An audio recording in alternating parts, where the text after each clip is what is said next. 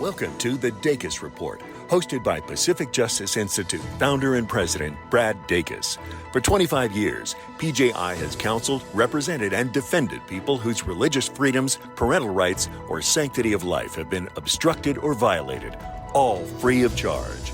We leave no one behind and level the playing field for Americans as they are subjected to the tyranny of the powerful. Now, here's Brad Dacus. Hello and welcome to Brad Dacus Live. I'm Wendy Patrick, filling in for Brad Dacus. We are delighted to have you with us today. You know, one of the things that we talk about in this country very frequently is caring for our children, the next generation, investing in the next generation, making sure they grow up, sometimes with the upbringing we're lucky to have received, sometimes with the upbringing we wish we had received. But one way or another, one of the things we just cherish is the fact that we have a great foster care system if we have the right people willing to take care of our youngsters. And that's one of the most just genuine and heartwarming stories that we sometimes hear is the wonderful things that can happen when children are placed in the right place. And we have a guest with us today, a woman that I'm so excited to introduce to you in a minute.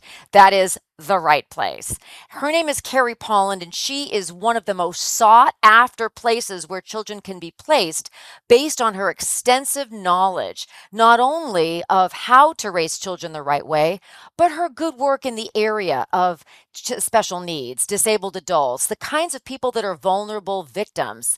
And one of the things that she will be bringing to you is really an understanding and an application of the best ways to actually raise a child. So with that, I would like to introduce Kerry. How are you, my friend? I'm doing well, thank you. How about yourself? I'm just so delighted to have you, and I know our guests, our listeners, and our viewers are just delighted to hear what you have to say. So I want to start from the very beginning, since you've done an enormous amount of work as an advocate. Can you tell us a little bit about that and what really led to your, I guess, both your expertise and your interest in being a placement home? Sure, thank you so much. A good chunk of my career has actually been serving adults with developmental disabilities in the capacity of assisting them in getting homes to live in or working through some crises they might have. And a lot of it has been placing adults in homes that we would call host homes in Colorado, which is very much like foster homes. And while I was doing that, I got to know something called a regional center, where it's similar to like a inpatient stability placement option, kind of like a hospital for adults with intellectual disabilities, but also significant mental health concerns and other behavioral challenges that make them a significant risk to live in less restrictive settings like an adult foster home or with their family or independently. And in this role, I got a lot of experience of how to navigate the system. It was the adult system, but the system nonetheless. I also got to know what diagnostic features can be complicated to why individuals may make the choices they make, and also ensuring that the right services are in place for those individuals. I love that, Kerry. And you know, we could all learn from, I think, some of the knowledge that you have, particularly the issue of why do we make the choices we make? I mean, isn't that one of the things that really drives interpersonal relationships? But I know it's even more pronounced when you're talking about a vulnerable population. And to that extent, maybe you can talk a little bit about what a caseworker actually does. Okay. So in my role as a caseworker, I had a pretty versatile role where I needed to run and operate the teams that ran group homes, in addition to like ensuring that all the services were being provided, such as physical therapy, psychiatric care, occupational therapy, behavioral services. The list continues to go on. And in addition to that, as crises would come up, I'd be the go-to person to have the awesome plan. At least people thought I would have the awesome plan. I didn't always have the awesome plan, but of how to keep these individuals safe while they're running away or attempting to kill themselves or attempting to significantly harm others. And so it's very much a balancing act where I had my to-do list for the day that often became the to-do list for the month because the crises came and they never stopped coming. You're explaining this is like rolling off your tongue like it's nothing, but I'm listening to the words, and it is absolutely stunning that you are able to engage in this type of triaging when what we're talking about are some potentially very serious conditions. And I also know you have really both placed, supervised, and let's say befriended, because you are so compassionate in all the work that you do, some very challenging people and personalities. And can you tell me, how did you get interested in this? And more importantly, recognize that it really is a spiritual gift that the Lord has given you to be able to do this work. Thank you. So it started when I was working as a kind of an intake professional, placing individuals in the right adult foster home.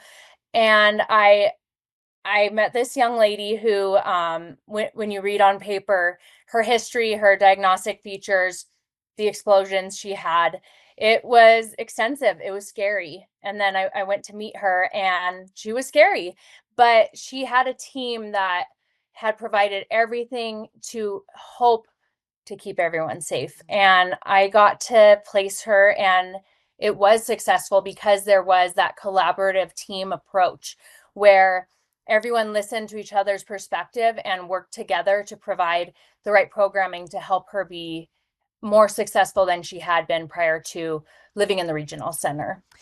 That type of individual case study example is so powerful.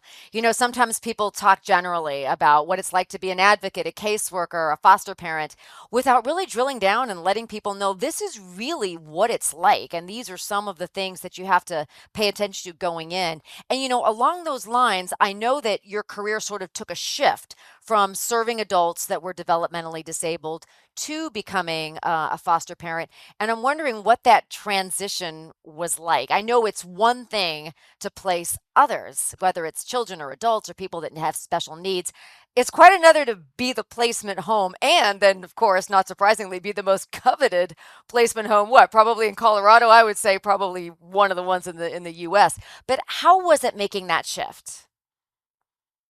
So, it's a delicate topic because it comes with a lot of layers. But prior to me meeting, who is now our adoptive daughter, I was working.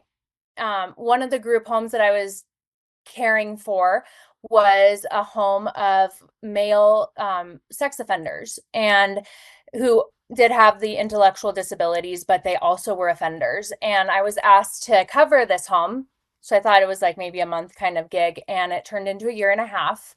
And while I was covering this home that they prior would only allow men to work, um, I it took a toll. It certainly took a toll because I would go there, I'd be objectified. I would go there and I might be just being a female, I was the antecedent for some of these individuals, which means the just being there could cause significant harm to everyone in Mm. just a very quick moment. But I adjusted according to that. On those days that I'd go there, I wasn't using the voice I'm using now or the smiles I'm using now or the makeup I'm using now. I was very boring, very serious, very methodical. While I helped oversee that home, I learned a lot about the right type of treatment, the right type of restrictions to ensure that all blind spots, or as many blind spots that we could identify, were covered so that everyone would be safe. What do you mean by So it was very blind much, spots? sure. I mean that figuratively and like actually. So in the group home, for example, we had mirrors everywhere. So like literally, like you would look one direction, you could see right behind you because of the mirrors. But also we thought about certain things, like we were trained the staff that came in. When you come into the home, if you have your phone with you, you don't have a picture of your minor on your phone. Um, that's one example. You wouldn't give your phone number out if an individual started to try to talk to you casually, because we would get to know these individuals, especially if you're working with them multiple hours throughout the day. and casual conversation is happening, you have to have your guard up and knowing that they're trying to lure you in or groom you for an offense to possibly take place.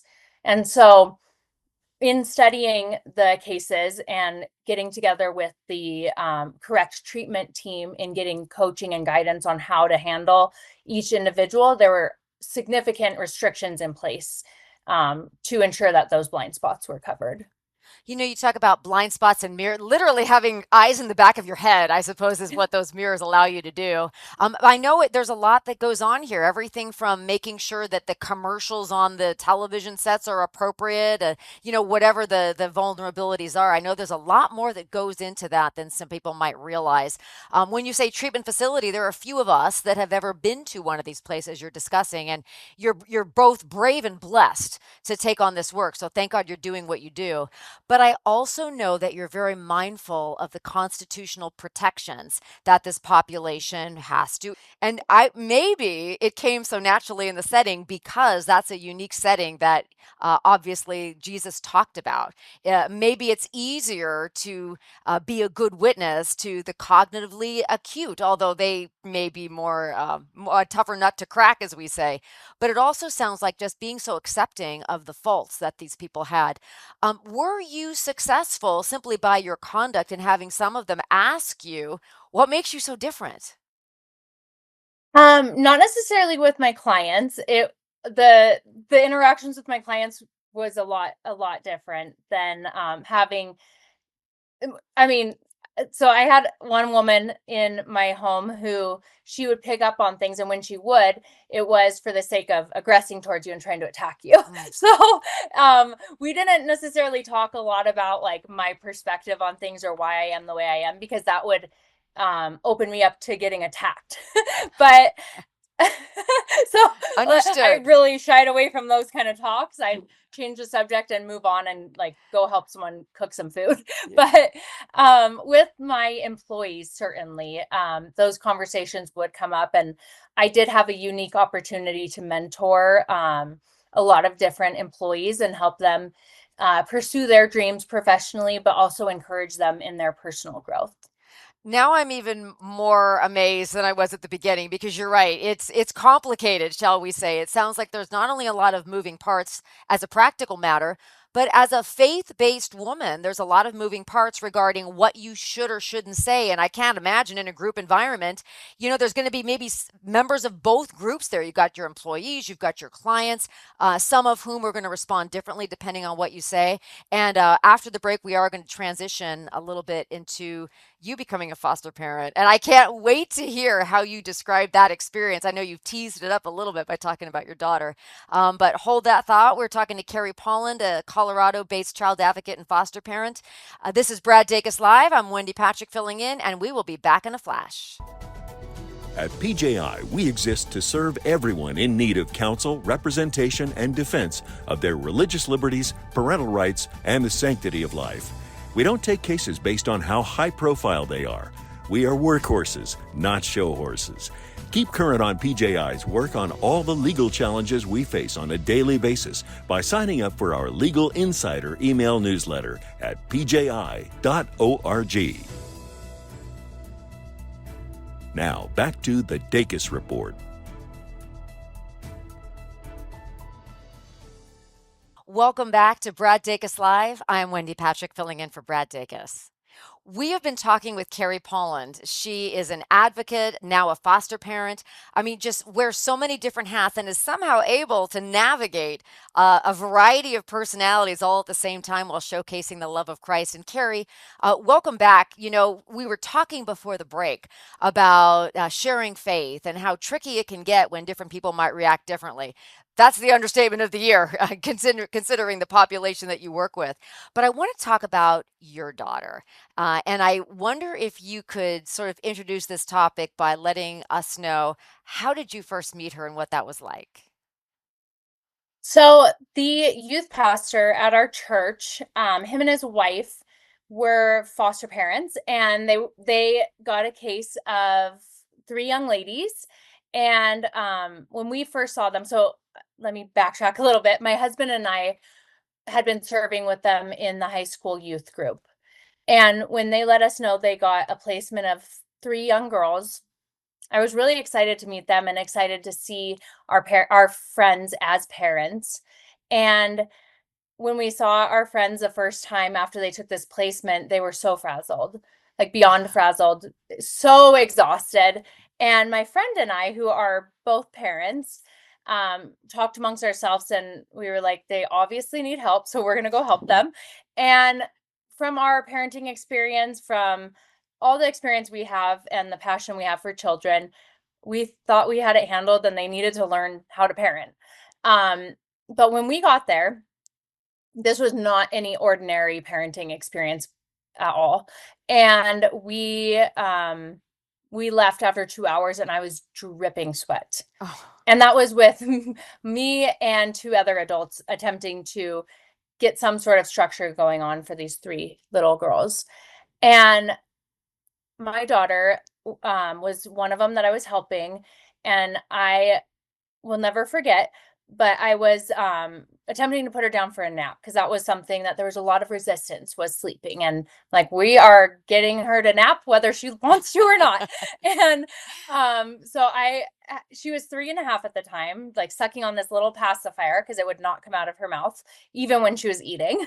And I brought her upstairs and I was about to set her down on the bed and she just lost it.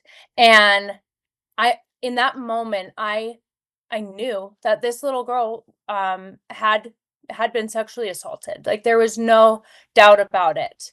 And it was there. How did you know? So there was an element of defiance, an element of very wild. But when I had been spending time with her, we had a decent rapport for those, couple hours. When I went to set her on the bed, what I saw in her face, in her scream, was not defiance. It was not 3-year-old refusal. It was trauma in its finest. And Wow. I knew that it was important for me to respect what I saw. And I also am had a job. She needed to nap. And so I'm like, how can we do both? And what that ended up looking like is I held her and I said, it's going to be okay. And I stood at the doorway and I held her and I rocked her and I sang a song to her. And what I was attempting to do was to communicate to her, she's not the boss. She is taking a nap, but I will respect what I just saw. And like, before that, I guess to kind of lighten it a little bit, she was sucking on her pacifier and I let her know she was going to take a nap before I saw the reaction I saw. And she called me multiple choice words or choice names, I suppose. And I was just so appalled, like, I've out of a 3-year-old.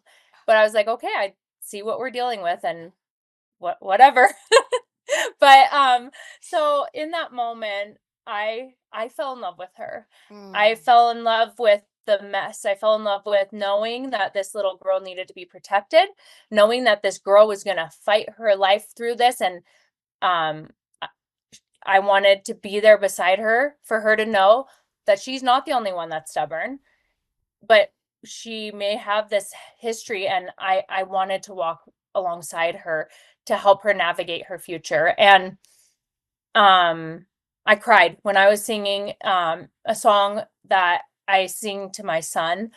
I cried because the song is about like loving you forever. And as I was singing to her and I felt her fall asleep and become like less guarded in my arms, I cried and I was like, if I'm singing this to her, I have to be true to it. I have to show her that love forever. And I called my husband after we left and I said, I think I just met our daughter. Oh. Like, what? And I'm like, honey, like, we're gonna have a daughter. And he was like, what are you talking about? So we were like renovating our flooring in our house, and he's like, we don't have flooring. I'm like, it doesn't matter. Like, God's bigger than that. Like, what Oh. else? And he's like, well, we don't have a bedroom for her. I'm like, God's bigger than that. Like, we got this. You wanted to renovate our house, so just make a bedroom. And so he did. He nested by doing projects, which he loves doing, and he was so thankful to have permission to prioritize these projects. And I stepped out in faith and reached out to the people who were involved, like the caseworker and the agency, and let them know, like, we want her.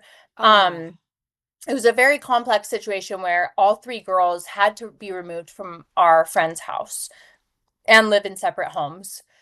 And we got permission to have her for 3 nights, and she never left. So they tried to place her, and no one responded to her referrals. She was the one that no one wanted, and we knew that she was supposed to be with us. Our friends had communicated to us before she had her overnight about some really concerning sexualized behaviors, which didn't surprise me because I knew that moment I tried to lay her down on the bed that something had happened to her. And it was in that moment when my friend called me and said, I really have to share these things with you. I don't think your husband's going to be okay with it. And she shared with me, and I wasn't scared. And I knew in that moment she was why I had to endure all that stuff with this, with overseeing the sex offenders and having grace for them and having compassion for their stories. It helped us prepare our home to safeguard everyone as best as we could.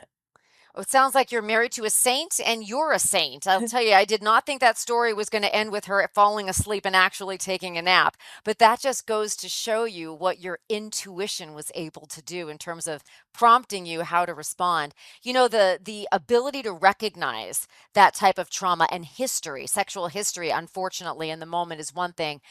Being able to step up and decide you're going to provide a good home, that is just absolutely just so admirable. And I can't imagine that's not making an impact on anybody that's listening.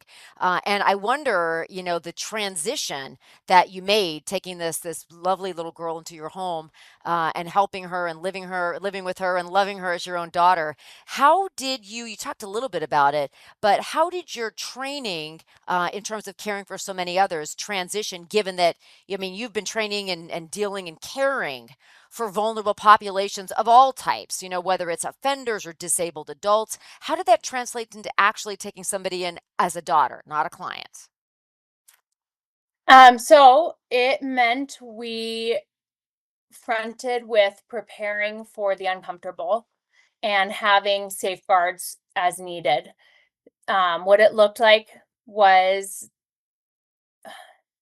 she might try to touch an adult very inappropriately, and when Mm. that would happen, we would say no thank you, and we would be firm with, this is what boundaries look like, and we would model to her what she didn't have modeled to her, so that she could find her voice and have the ability to say no if there was a time where that was necessary.